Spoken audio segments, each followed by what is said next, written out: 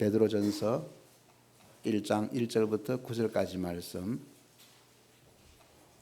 1절은 제가 읽고 2절은 여러분이 읽으시고 그리고 마지막 9절은 우리 같이 봉독하면 좋겠습니다. 제가 먼저 1절 읽습니다.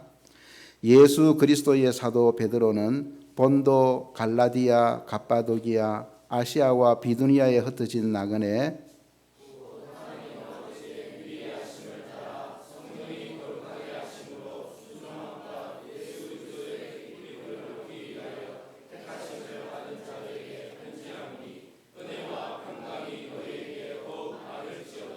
우리 주 예수 그리스도의 아버지 하나님을 찬송하리로다.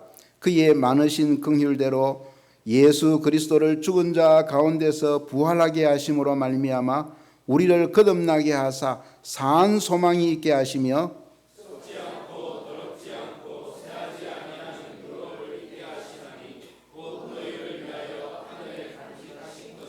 너희는 말세에 나타내기로 예비하신 구원을 얻기 위하여 믿음으로 말미암아 하나님의 능력으로 보호하심을 받았느니라.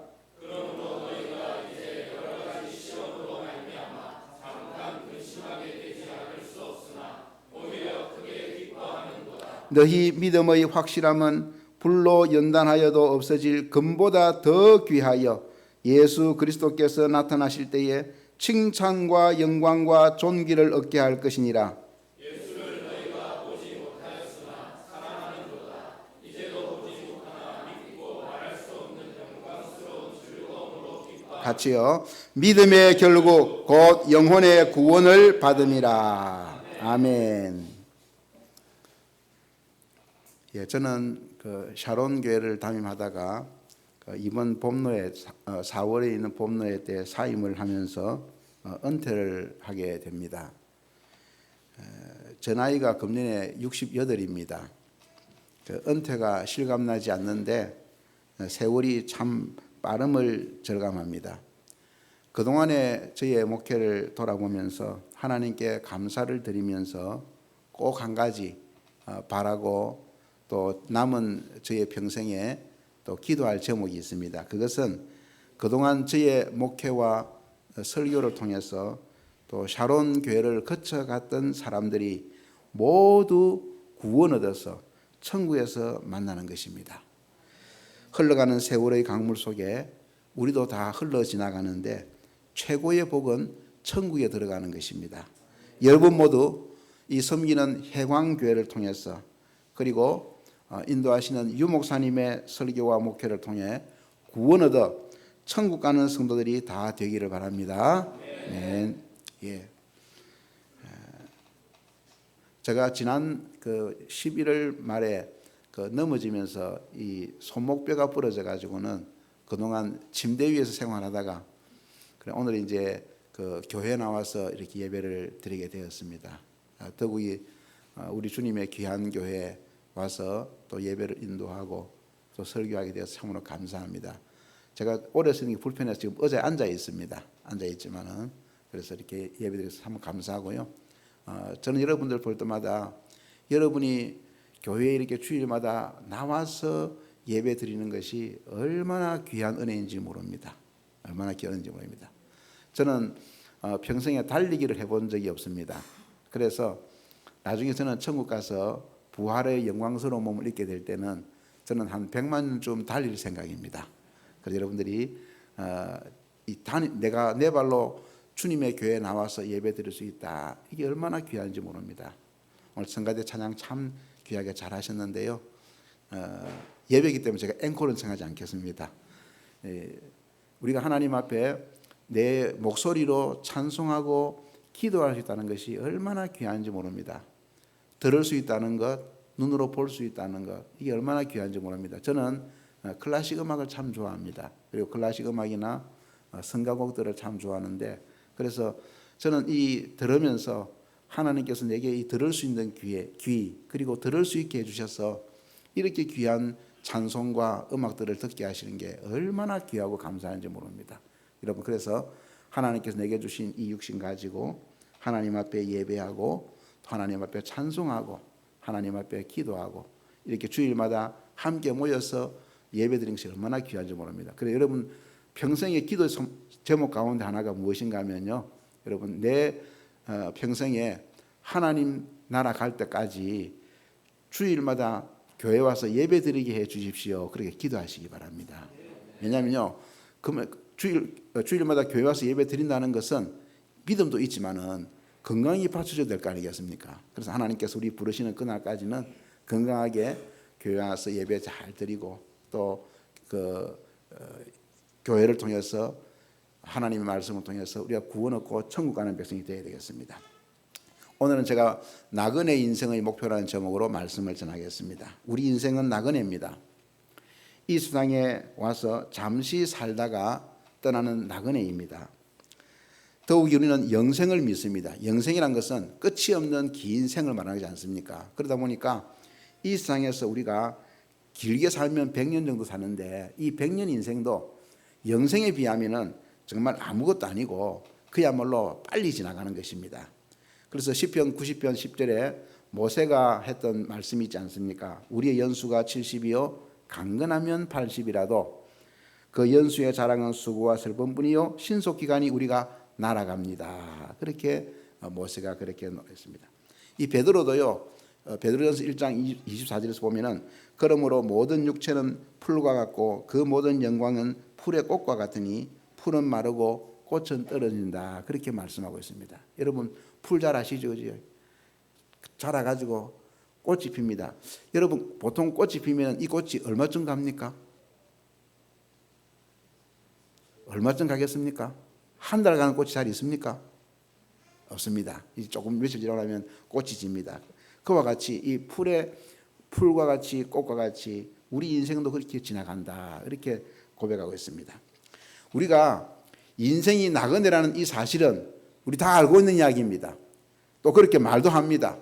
또 심지어 노래도 합니다. 그래서 최희진 씨, 지금부터 6년 전에 세상을 떠났는데 그분이 불렀던 그 유명한 하수생 있지 않습니까? 인생은 나그네 길 어디서 왔다가 이렇게 불렀던 그분도 6년 전에 세상을 떠났습니다. 나그네 인생 떠났습니다. 그런데 문제는 뭔가 하면요, 이렇게 나그네라고 노래하고 다 알고 있지만은 나그네처럼 살지 않는다는 게 문제입니다. 이 최희진 씨가 불렀던 이 하수생에도 보면 가사가 뒤에 보면 그렇습니다. 정일랑 두지 말자 미련일랑 두지 말자 그랬습니다.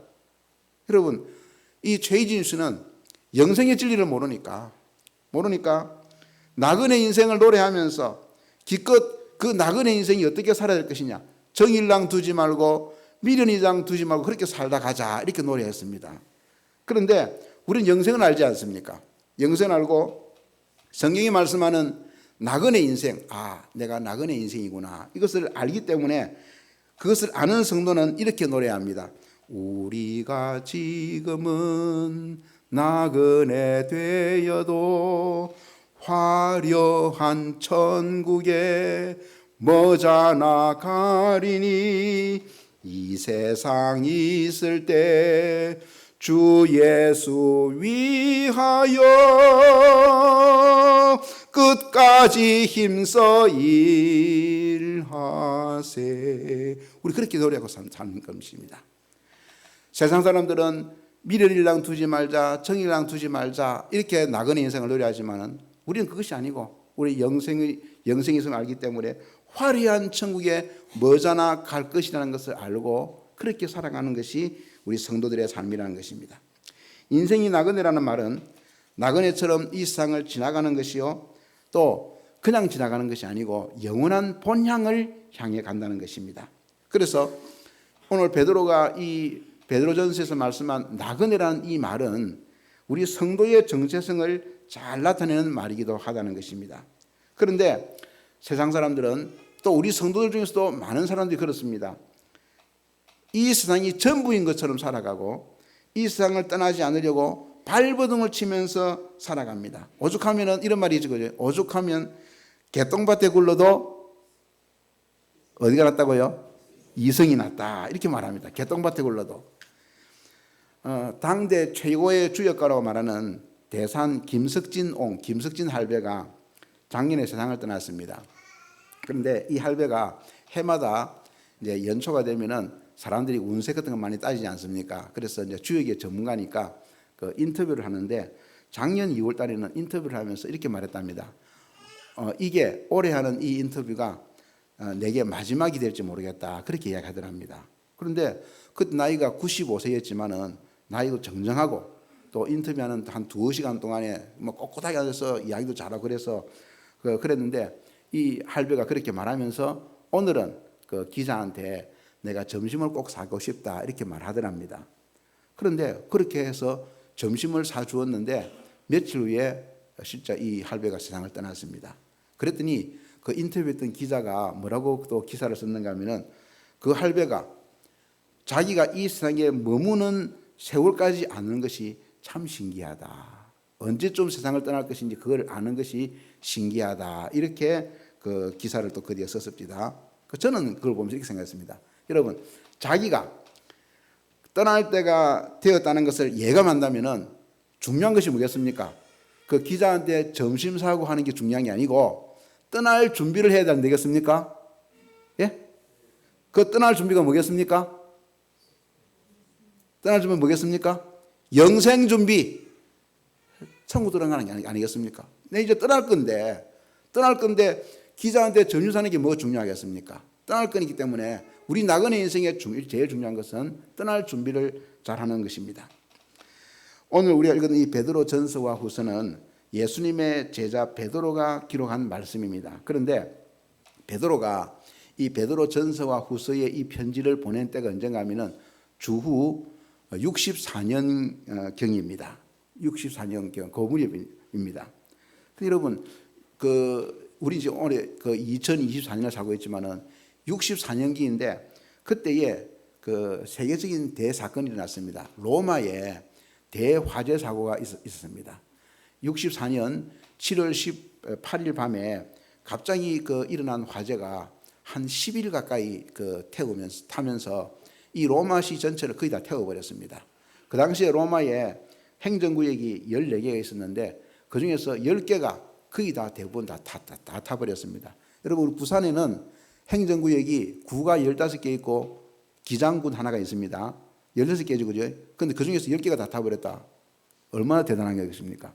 그렇게 이렇게 대화재가 나니까 이 화재의 원인을 두고 사람들이 말하기를 네로 황제가 이 사람이 이제 시를 좋아했습니다. 그래서 시상을 떠올리기 위해서 시를 짓기 위해서 불을 질렀다. 혹은 이 네로 황제가 자기의 궁전을 황금으로 멋있게 다시 짓기 위해서 일부러 불을 질렀다. 이런 소문들이 많이 났습니다. 그러니까 이 네로 황제가 이 소문을 피하기 위해서 그래서 이 로마 화재의 그 원인을 기독교인들한테 돌렸습니다. 기독교인들이 밤에 와서 불을 질렀다. 이렇게 했습니다. 그렇게 했던 것은 아까 로마의 행정구역 14개 중에서 4개는 불이 안 탔는데 그 4개 중에 하나가 기독교인들이 많이 사는 구역이었습니다. 그러니까 이 로마 황제가 네로가 자기가 화재의 원인이다, 방화자다 이렇게 이제 몰리니까 이것을 기독교인들한테 책임을 전가했습니다. 그래서 기독교인들을 잡아다가 사자들의 밥이 되게 하고 십자가에 못 박아 죽이고 심지어는요 이 화형시켜서 불에 태우고요 기독교인들을 잡아서 몸에다가 기름을 부어 가지고 불을 붙여서 태우면서 자기의 정원을 밝혔다 이런 기록까지 나와 있습니다. 이렇게 이 네로가 박해를 많이 했습니다. 네로가 못됐죠, 그죠? 그래서 여러분 고양이 이름에 제일 많은 게 뭡니까? 검은 고양이 네로. 옛날에 개 이름 중에 제일 많은 게 뭡니까? 메리 그러죠, 그죠? 메리가 영국의 여왕인데 이 사람도 피해의 여왕입니다. 많은 사람들을 죽이고 기독교인들을 박해했습니다. 그러니까 이 네로나 메리 여왕을 직접적으로 욕하기 곤란하니까 개 이름, 고양이 이름도 붙여가지고는 네로, 메리 이렇게 불렀다는 것입니다. 그리고 이렇게 네로가 극심한 박해를 하는데 기독교인들이 그동안 뭐 이런 조금의 박해가 있었지만은 로마 제국으로부터 공식적인 박해를 받은 것은 이때부터 시작입니다. 이때부터 시작해가지고는 그리고는 기독교가 국교로 공인되었던 서기 313년까지, 여러분 64년부터 313년까지 거의 250년간을 계속된 이 박해가 시작되었습니다. 그런데 이 박해 가운데 베드로도 이 로마 대환란 사건이 일어난 그 다음에 주 65년경에 순교했고, 그 또 2년 후에 67년경에 바울 사도도 순교를 했습니다. 이렇게 심한 고난과 박해가 있고, 이런 가운데 성도들이 이 박해를 피해서 많이 흩어져 버렸습니다. 이 흩어진 성도들에게 베드로가 편지하면서 그들을 격려하고 권고하는 말씀이 바로 이 베드로전서와 후서입니다. 1절에 보면 예수 그리스도의 사도 베드로는 본도, 갈라디아, 갑바도기아, 아시아와 비두니아에 흩어진 나그네라, 이렇게 말씀하고 있습니다. 여기 흩어진 나그네다. 여기 나오는 이 본도, 갈라디아, 갑바도기아, 아시아와 비두니아는 지금의 티르키에, 예전 터키라 그랬죠, 그죠? 티르키에 지역에 있는 지역들입니다. 이 지역들의 성도들이 많이 흩어져 가지고는 그래서 거기서 숨어서 신앙생활을 하였다는 것입니다. 그런데 이 베드로가 지금 언급하고 있는 티르키아의 이 지역들에 가보면요, 지금도 가보면 지하 동굴들이 굉장히 많습니다. 많은데 여러분 티르키아에 가보신 분들은 갑바도기아에 가면, 특히 거기 가면 지하 동굴이 많은데 거기에 데린쿠유라는 유명한 지하 도시가 있습니다. 지하 동굴 도시인데 지하 11층까지 있습니다. 한번 생각해 보세요. 지하 11층까지. 그리고 지금 짐작하기로는 그 데린쿠유 안에 대략 한 2만 명 정도가 살 수 있었을 것으로 보입니다. 그래서 이 성도들이 그렇게 박해를 피해서 흩어져 가지고는 그렇게 지하 동굴을 파고 거기서 평생 햇빛을 보지 못하고 거기 숨어 살면서 그러면서 믿음을 지켰습니다. 그래서 이렇게 박해 때문에 흩어져 있는 이 수많은 성도들을 위해서 이 베드로가 이 베드로전서를 기록했습니다. 3절에 보면요, 우리 주 예수 그리스도의 아버지 하나님을 찬송하리로다. 그의 많으신 긍휼대로 예수 그리스도를 죽은 자 가운데서 부활하게 하심으로 말미암아 우리를 거듭나게 하사 산 소망이 있게 하셨다 그랬습니다. 여러분 극심한 박해와 고난과 도망을 다녀야 되는 이 가운데서 무슨 소망이 있겠습니까? 그런데 이 성도들에게 산 소망이 있게 하셨다. 그리고 4절에 보면 썩지 않고 더럽지 않고 쇠하지 아니하는 유업을 있게 하시나니 곧 너희를 위하여 하늘에 간직하는 것이다. 그렇게 말씀하고 있습니다. 여러분 나그네 인생들은 이 세상이 전부가 아닙니다. 이 세상은 길어봐야 100년 살고 지나갑니다. 그러나 나그네 인생인 성도들에게는 하늘에 간직하신 우리의 유업이 있다. 이렇게 말씀하고 있습니다. 하늘에 간직하신 유업이 뭐겠습니까? 바로 천국이고 우리 천국에서 받을 상급과 기업과 영광을 말하는 것입니다. 또한 계속해서 이 베드로가 말합니다. 6절에 보면 그러므로 너희가 이제 여러 가지 시험으로 말미암아 잠깐 근심하게 되지 않을 수 없으나 오히려 크게 기뻐하는도다 그랬습니다. 여기 지금 여러 가지 시험으로 그랬는데 여러분 이 시험이 그냥 일반적인 시험이 아니죠, 그죠? 목숨을 잃는 사자밥이 되기도 하고 십자가 못 박혀 죽기도 하고 화형을 당하기도 하고 모든 걸 뺏기고 도망다니고 토굴에 숨어서 살아야 되는 이런 극심한 시험 가운데 있지만은 그것도 이 시험도 잠깐이라 그랬습니다. 잠깐 근심하게 되지 않을 수 없지만은 크게 기뻐한다. 그리고 7절에 보면 너희 믿음의 확실함은 불로 연단하여도 없어질 금보다 더 귀하여 예수 그리스도께서 나타나실 때에 칭찬과 영광과 존귀를 얻게 하실 것이라 그렇게 말씀하고 있습니다. 그러면서 이 베드로가 8절과 9절에서 오늘 우리 본문의 결론을 내리고 있습니다. 8절과 9절은 우리 같이 한번 읽읍시다. 8절과 9절입니다. 시작. 예수를 너희가 보지 못하였으나 사랑하는도다. 이제도 보지 못하나 믿고 말할 수 없는 영광스러운 즐거움으로 기뻐하니 믿음의 결국 곧 영혼의 구원을 받음이라 그렇게 말씀하고 있습니다. 여러분 이렇게 믿음을 지키며 극심한 박해 가운데도 흩어졌어도 햇빛을 보지 못하고서도 그들이 믿음을 지키고 살 때에 이 믿음의 결국이 무엇인가 하면 영혼의 구원을 받는다 이렇게 말씀하고 있습니다. 그래서 오늘 이 본문의 말씀을 정리하면 이렇습니다. 우리는 이 세상에서 나그네와 같은 삶을 사는 성도들입니다. 그러나 나그네같이 살면서 그냥 나그네가 아니고 극심한 고난과 박해와 여러 가지 어려움들을 많이 겪지만은 그러나 잠깐 견디고 믿음을 끝까지 지키면은 그러면 하늘의 유업을 받으며 영혼의 구원을 받게 된다. 이렇게 베드로가 우리에게 말씀하고 있다는 것입니다. 여러분, 그래서 나그네 인생의 목표가 오늘 제가 두 가지를 말씀드리겠는데요. 나그네 인생의 목표 첫 번째가 무엇인가 하면 그것은 영원한 본향 천국에 들어가는 것입니다. 영원한 본향 천국에 들어가는 것입니다. 믿음의 장인 히브리서 11장에도 보면요, 성도를 가리켜서 나그네라고 그렇게 말하고요. 특히 11장 11절 6절 16절에 보면 그들이 이제는 더 나은 본향을 사모하니 곧 하늘에 있는 것이라 그랬습니다. 여러분, 우리에게 있는 더 나은 본향, 하늘에 있는 본향이 어디입니까? 이게 어디입니까? 천국. 잘 모릅니까? 다시 한번 더요. 우리가 들어가야 될 우리에게 있는 더 나은 본향, 하늘에 있는 본향이 어디입니까? 천국. 천국. 여러분, 천국을 믿습니까?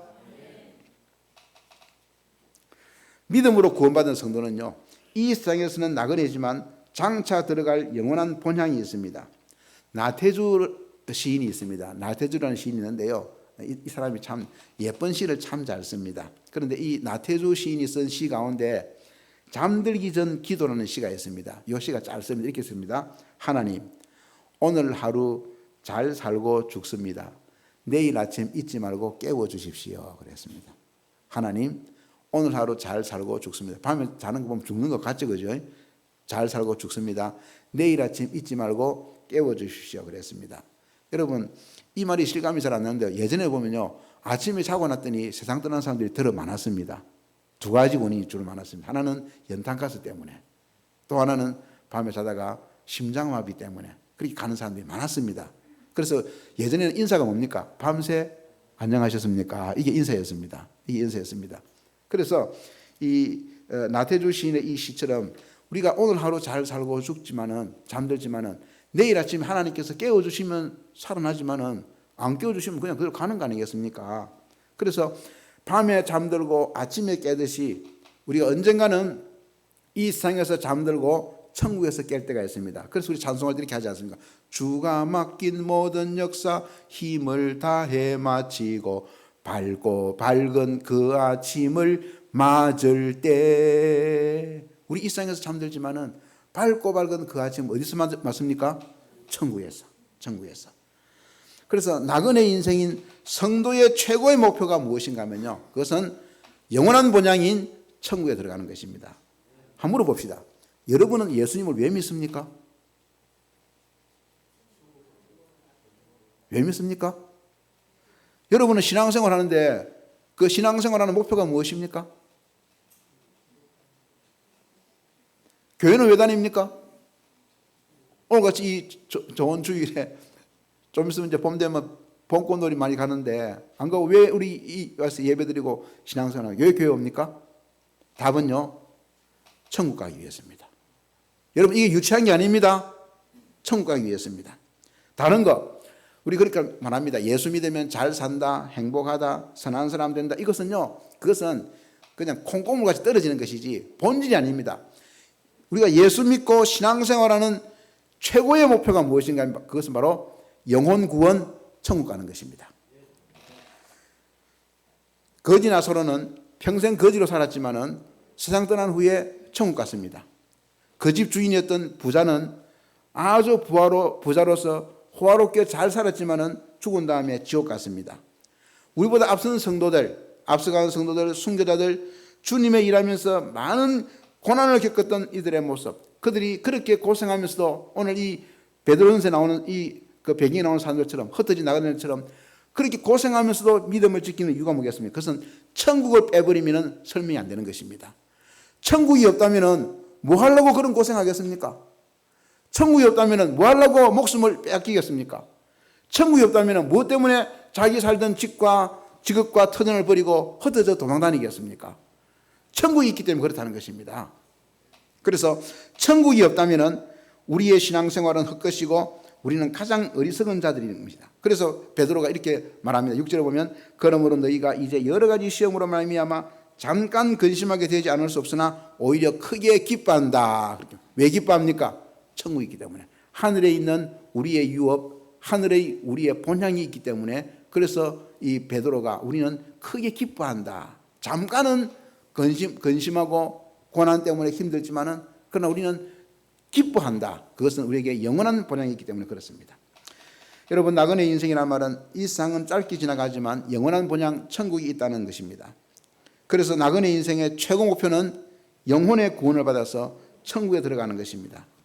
우리가 이제 흔히 그 부고장을 받아가지고는 장례식에 갈 때가 있지 않습니까? 갈 때마다 장례식에 그 차이가 많습니다. 어떤 장례식에 가면은 그 죽은 고인도 막 훈장을 받을 만큼 아주 유명하고요. 그 가족들도 대단하고 조문객들도 많고 가면 화환도 많이 있고 있지 않습니까?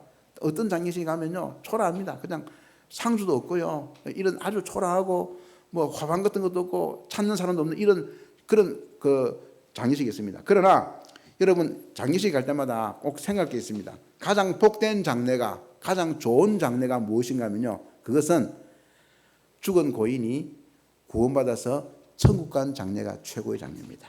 그렇죠. 최고의 장례입니다. 그 누가복음 16장에 나오는 거지 나사로 같은 경우에 아침에 죽었습니다. 그랬더니 아이고 저거 거지 살다가 그 우리 집 앞에 죽었네. 그러니까 그냥 거적대기에 뚫뚫 말아서 갖다 버렸지 않겠습니까? 그러나 그 장례를 성경이 뭐라고 말씀하는가 하면 천사들의 손에 받들려서 하늘에 올라갔다 이렇게 말씀하고 있습니다. 그래서 저는 그 우리 뉴스에 보면은 어떤 사람이 세상을 떠났는데 장례한다는 뉴스가 나오지 않습니까? 그럼 거기 이제 저는 그 장례식장 빈소 사진을 아주 유심히 봅니다. 보면은 거기 보면은요 그 고인의 사진 아래 보면은 거기 보면은 이름이 거기 보면은 십자가가 있고 그다음 성도 누구 이렇게 장례가 있지 않습니까? 이거 볼 때마다 저 얼마나 귀한지 모릅니다. 여러분 저 장례할 때 저 부산 같으면 영락공원이 많이 가죠, 그죠? 가면은 화장하는 동안에 시신을 화장하는 동안에 유족들이 그 이 대기실에서 기다리고 있습니다. 그 대기실 보면은요 1번, 2번, 3번이 쭉 있는데 거기 보면은 각자가 다 사진 걸어놓고 거기다가 사람들이 그 가족들이 고인이 좋은 곳으로 가기를 바라면서 나름대로 거기다가 표시를 해놨습니다. 우리 기독교인들은 십자가 이렇게 해놔놓고요. 그리고 절에 다니는 사람들은 그 만자 있지 않습니까? 이거 해놔놓고 천주교 사람들은 거기 보면은 묵주 같은 게 걸어놓고 그렇게 하지 않습니까? 원불교 사람들은 동그라미 같은 거 걸어놓고 그렇게 합니다. 하는데 여러분 물어봅시다. 그 중에서 그럼 이 사람들이 왜 그렇게 하느냐? 그것은 사람이 죽은 후에 사라져 없어져 버리는 것이 아니라는 것을 그들도 알고 있다는 것입니다. 그러니까 이 고인이 좋은 데 가기를 바란다. 그래서 그런 표시들을 해놓는 겁니다. 한번 물어봅시다. 여러분 그 중에서 진짜 좋은 곳으로 간 사람은 누굽니까? 십자가 표시가 있고 성도 하는 이 사람 아닙니까? 이 사람은 천국 갔습니다. 다른 사람들은 아무리 좋은 곳으로 가기를 바라지만은 그 사람들은 천국 가지 못했다는 것입니다. 성도가 그렇습니다. 십자가 막혀 있는 성도들은 십자가 구원의 길을 걸었다는 표시입니다. 제가 예전에 그 젊은 시절 때에 장례식에 참석하면 이해가 되지 않는 것들이 있었습니다. 요즘은 주로 화장을 하지만은 그때는 묘지에 가서 매장을 많이 할 때였습니다. 그런데 마지막에 이제 그 화관 예배를 드릴 때에 이제 구덩이를 파놓고 그리고 이제 그 고인의 관을 넣고 예배를 다 마쳐나면은 그러면 취토하지 않습니까? 이렇게 흙을 취해가지고 이쪽도 이렇게 뭐 뿌립니다. 뿌리고 나면 이제 평토 작업을 한다고 합니다. 흙을 메웁니다. 그 메울 동안에 근데 그 취토 작업 메울 동안에 이제 조문객들은 다 내려가서 국밥 보통 먹지 않습니까? 국밥 먹는데 그때에 한창 이 취토 작업하고 이렇게 할 때 보면요. 그 가족들 중에서 보면 어떤 사람은 막 그냥 통곡을 하고요. 그 구덩이 그 관위에 뛰어 내려가 가지고는 거기서 붙잡고 안 나옵니다. 안 나오고 막 그렇게 합니다. 그런데 하고 있는데 그렇게 하는 동안에 우리는 내려가서 밥 먹고 있습니다. 조금 있으면요. 그렇게 조금 전에 그렇게 울고 관에 뛰어 들어가던 사람들도 다 같이 내려와 가지고는 밥 잘 먹고 있습니다. 그 생각했습니다. 밥이 지금 넘어가나? 아까는 그렇게 울고 슬퍼하던 사람들이 저기 넘어가나 싶었는데 여러분 그렇습니다. 간 사람은 간 사람이고 남은 사람도 살아가야 되지 않겠습니까? 그래서 사실 모든 사람은 각자가 자기의 길을 가는 것입니다. 죽음과 그 이후 영생의 길을 각자가 간다는 것입니다. 아무리 사랑하는 부부나 가족이라도요, 부모 형제라도 같이 가줄 수 없고 보냅니다. 그냥 보냅니다. 혼자 죽음의 길을 가는 사람에게 어찌해 줄 수 없습니다. 심지어는 부모님이 세상 떠나면은 그 슬픔보다는 뒤에 앉아가지고는 유산이 얼마나 되는가 그거 가지고 싸우는 형제들도 우리 있지 않습니까? 그래서 결국은 자기가 자기의 나그네 길을 가는 것이고 내가 어디로 가는지 다른 사람들은 그것을 도와줄 수도 없고 같이 가줄 수도 없고 궁극적으로 관심도 없기 때문에 내가 어디로 갈 것인가는 내가 잘 준비하고 선택을 해야 되는 것입니다. 그래서 여러분, 나그네 인생의 첫 번째 목표가 무엇인가 하면 우리의 영원한 본향 천국에 들어가는 것이고, 그리고 두 번째 목표가 있습니다. 그것은 천국에 들어갈 뿐 아니라 주님 앞에 서게 될 때에 칭찬받는 삶을 살자는 것입니다. 칭찬받는 삶을 살자. 성도는 이 세상에서는 비록 나그네이지만은 하늘에 우리의 썩지 않고 더럽지 않고 쇠하지 아니하는 유업, 우리의 기업과 상급과 또 면류관과 또 그 영광이 우리에게 있다고 그렇게 성경이 말씀하고 있습니다. 7절에 보면 금보다 귀한 믿음이 우리에게 있다. 그래서 예수님께서 나타나실 때에 우리에게 칭찬과 영광과 존귀를 얻게 하시겠다, 이렇게 말씀하고 있습니다. 그래서 여러분, 우리가 예수님을 믿어서 받는 복 중에 최고의 복이 무엇인가 하면 그것은 구원입니다. 영생 얻는 것입니다. 천국 가는 것입니다. 다 같은 말이죠, 그죠? 같은 말입니다. 그리고 이 세상에서 잘 되는 게 있지 않습니까? 물질의 복, 건강의 복, 관계 회복의 복, 행복하고 성공하고 아이들도 잘 되는 거 필요합니다. 그러나 그것은 우리가 받을 영원한 상급에 비하면 그것은 아무것도 아니라는 것입니다. 그래서 마태복음 16장 26절에 보면 이렇게 말씀합니다. 사람이 만일 온 천을 얻고도 제 목숨을 잃으면 무엇이 유익하리요? 사람이 무엇을 주고 제 목숨과 바꾸겠느냐? 여기 이 목숨이 온 천하보다 귀하던데, 이 목숨은 1차적으로는 우리 육적인 생명을 말합니다. 그리고 우리 성도들에게는 예수님께서 하신 진짜 생명은 무엇인가 하면 그것은 영원한 생명, 영혼의 구원을 말하고 있습니다. 영혼의 구원을 말하고 있습니다. 여러분, 그래서 성도가 받을 복의 핵심은 구원과 영생과 천국인데, 거기에 뭐가 있는가 하면 믿음으로 살고 하나님을 잘 섬기고 살았던 이 사람들에게는 나중에 칭찬과 영광과 기업이 포함되어 있다는 것입니다. 그러므로 우리가 이 세상 살아가면서 천국을 목표하고 천국 들어갈 뿐 아니라 세상을 위해서, 육신을 위해서 살지 말아야 됩니다. 왜냐하면 이 육신은 길지 않습니다. 그리고 이 육신은 영혼 떠나면 아무것도 아닙니다. 여러분, 작년인가 영국의 엘리자베스 여왕 2세 여왕이 세상을 떠났죠, 그죠? 여왕이 세상 떠나니까 온 세계가 생중계하면서 난리난 쳤습니까? 거대한, 그냥 거창한 그 화려한 그 장례식 아닙니까? 그런데 여러분, 이걸 하나 유심히 보시기 바랍니다. 그때에 이 여왕의 관을 런던으로 운구할 때에 수송기에 싣고 왔습니다. 수송기에. 예? 여러분, 우리가 보통 여행 여행 갈 때 비행기를 타죠, 그죠? 무슨 비행기 탑니까? 무슨 비행기 탑니까? 여객기. 그렇죠, 그죠? 여객기 탑니다. 그런데 62년 동안 영국을 다스렸던 그 엘리자베스 여왕이 세상을 떠나는데, 그 여왕의 시신을 수송기에 짐처럼 그렇게 싣고 운구를 하는 것입니다. 영혼 떠나면 그렇습니다. 영혼 떠나보면 그렇습니다. 그러므로 우리가 더욱더 하나님 앞에서 영혼보다 더 귀한 것은 없는 줄 알고, 우리 영혼이 천국 들어가고, 천국 들어갔을 때에 주님으로부터 칭찬과 영광과 상급받는 우리의 모습이 되어야 됩니다. 마태복음 5장 11절 12절에 보면 예수님께서 이렇게 말씀하셨습니다. 나로 말미암아 너희를 욕하고 박해하고 거짓으로 너희를 거슬러 모든 악한 말을 할 때에는 너희에게 복이 있나니 기뻐하고 즐거워하라. 하늘에서 너희의 상이 큼이라, 이렇게 말씀합니다. 하늘에서 너희의 상이 크다. 하늘도 있고요, 천국도 있고, 거기서 우리 받을 상급이 크다, 이렇게 예수님께서 말씀하셨습니다. 우리 잘 아는 히브리서 11장 6절 믿음의 장에 이렇게 말씀합니다.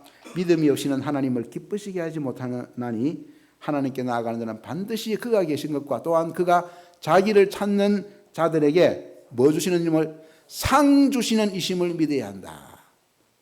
믿음이 중요한 것이, 하나님은 상 주시는 분이라는 것을 믿는 것이 믿음이라는 것입니다. 그리고 계시록 20장 12절에 보면요, 내가 또 보니 죽은 자들이 큰 자나 작은 자나 그 보좌 앞에 서 있는데 책들이 펴 있고 또 다른 책들이 펴졌으니 곧 생명책이라. 죽은 자들이 자기 행위를 따라 책들에 기록된 대로 심판을 받더니, 그렇게 말씀하고 있습니다. 그래서 마지막 심판대에는 책이 두 권 있는데, 하나는 생명책이고 하나는 행위록입니다. 저는 어릴 때에 이 말씀을 배우면서 늘 궁금하게 생각했던 게 있습니다. 생명책, 이게 구원받은 사람들의 이름 아닙니까? 명부 아닙니까? 출석부. 그런데 이 생명책과 행위록이 있다면, 특히 행위록은 그 사람의 모든 행위를 다 기록해 놨으니까, 그러면 이것이 이 책의 크기가 엄청나게 크겠다 이런 생각했습니다. 과연 그런 책이 있을까 그런 생각했습니다. 여러분 그 생각 안 해봤습니까? 근데 우리 좀 기술이 발달하니까 그런 생각할 필요 없죠, 그죠? 없죠, 그죠? 요즘 같은 경우는 반도체나 USB 하나만 있으면 뭐 얼마든지 다 넣을 수 있죠, 그죠? 그리고 하나님께서는 또 책으로 만든다 하더라도 이 우주, 이 넓은 우주에 하나님께서 글자 크다랗게 써가지고 못 만들겠습니까? 할 수 있습니다. 여러분 요즘 식당이나 그 마트 이런 데 갔을 때에 또 병원이나 이런 데 갔을 때 여러분들이 그 밥 먹고 또 볼일 보고 또 물건 사고 하고 난 다음에 주차 등록하죠, 그죠? 안 해봤습니까? 하죠, 그죠? 밥 먹고 난 다음에 차 번호 불러주세요. 그러면 1, 2, 3, 4 불러주면은 딱딱 등록하면은 내가 밥 먹고 나오면은 차단기가 자동으로 탁 열리죠, 그죠? 열리죠, 그죠? 여러분 이거 볼 때마다 여러분이 꼭 생각할 게 있습니다. 내가 천국문에 이를 때에 내 앞에 천국문이 자동으로 열릴 것인가를 여러분 생각하시기 바랍니다. 예수님을 나의 구주로 믿고 회개하여 죄를 용서받고 생명책에 내 이름이 기록되어 있는 사람은 천국문이 자동으로 열립니다. 열립니다.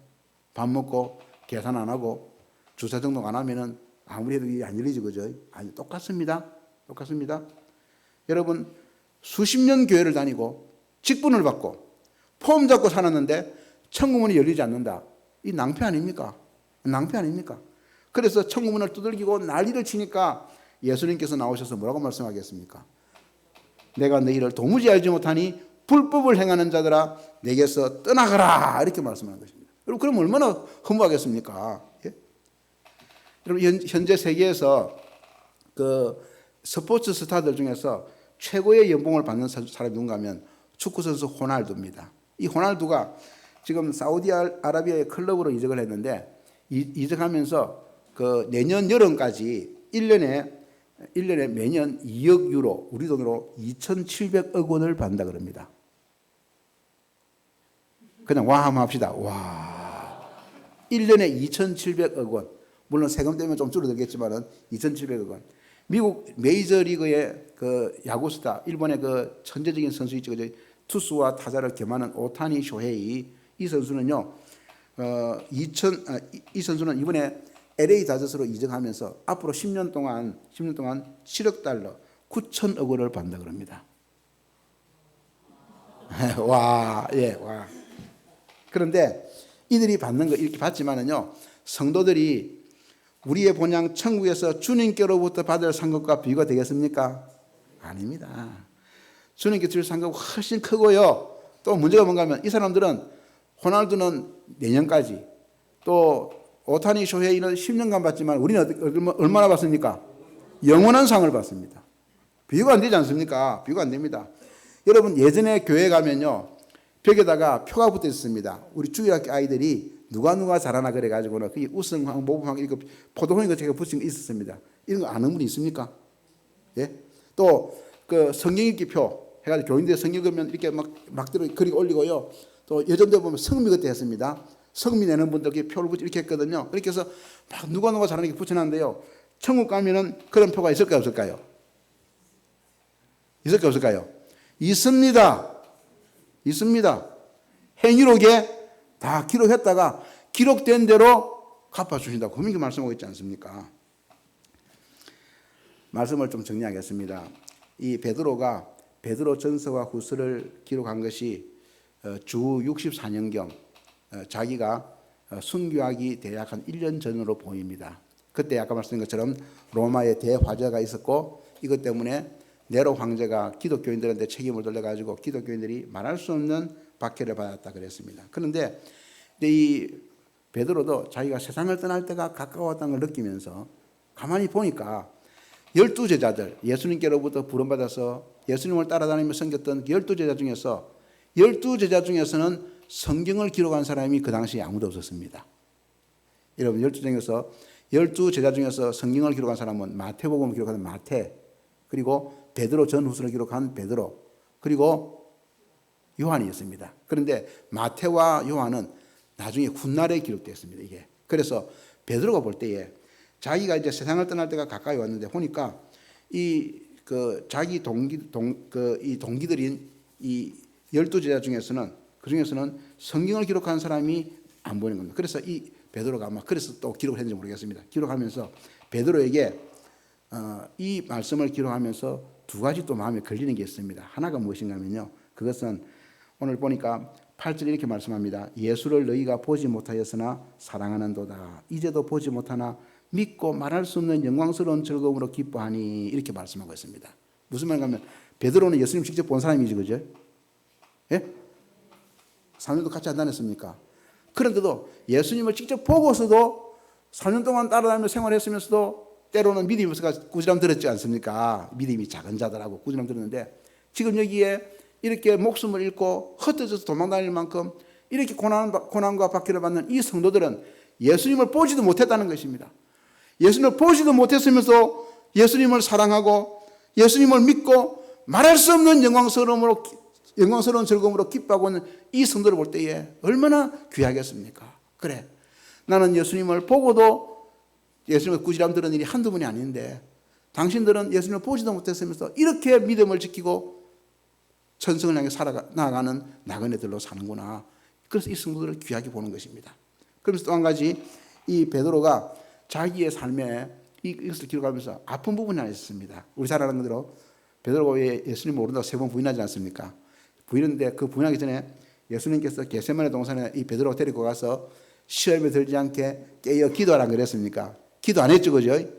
자빠지 잤지 않습니까? 그 바람에 기도 안 하는 바람에 시험에 들어가 예수님을 모른다고 3번 부인했습니다. 이 얼마나 큰 참 창피스러운 일입니까? 그 베드로가 그걸 생각하면서 나는 과거에 이런 연약함이 있었다. 그래서 여러 성도들이요, 여러분은 나는 그 따뜻한 불가에서 예수님을 모른다고 부인했지만 여러분 지금 불같은 시험을 당하면서도 믿음을 지키고 있는데 참 귀하다. 여러분 기도하라. 깨어 기도해라. 나는 그때 기도하지 않아서 넘어졌지만 여러분은 기도하는 가운데 하나님께서 여러분을 지켜주시고 능력 주실 것이다. 그래서 그 능력 가지고 이 나그네의 삶을 잘 살아가자. 이렇게 이 베드로전서 고백하고 있다는 것입니다. 말씀 정리하겠습니다. 우리는 다 나그네입니다. 동의하시죠, 그죠? 그러면 나그네 인생의 목표가 있습니다. 정일랑 두지 말자, 미련이랑 두지 말자, 이렇게 살지 말고요. 우리에게는 첫 번째 목표는 영혼의 구원, 믿음의 결국 영혼 구원받고 우리의 영원한 본향 천국에 들어가는 믿음을 꼭 가지시기 바랍니다. 날마다 확인하시기 바랍니다. 아까처럼 그 차단기 딱 설 때에 내가 지금 청문 앞에 서면 청문이 열릴 수 있는 내 믿음을 가지고 있는가 늘 확인하시기 바랍니다. 그리고 두 번째, 천국 들어가서 주님 앞에 서게 될 때에 우리 주님께서 예비하신 영광과 칭찬과 상급 많이 받고 충성하는, 회관계 잘 섬기고 충성해서 하나님 앞에 칭찬받는 모든 성도들, 그리고 천국에서 모든 만나는 성도들이 다 되기를 바랍니다. 아멘. 찬송합시다.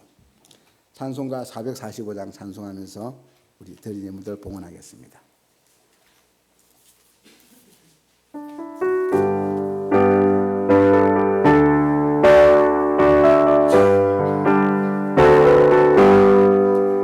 태산을 넘어 흥국에 가도 이 가운데로 걸어가며 주께서 항상 지키시기로 약속한 말씀 변치 않네.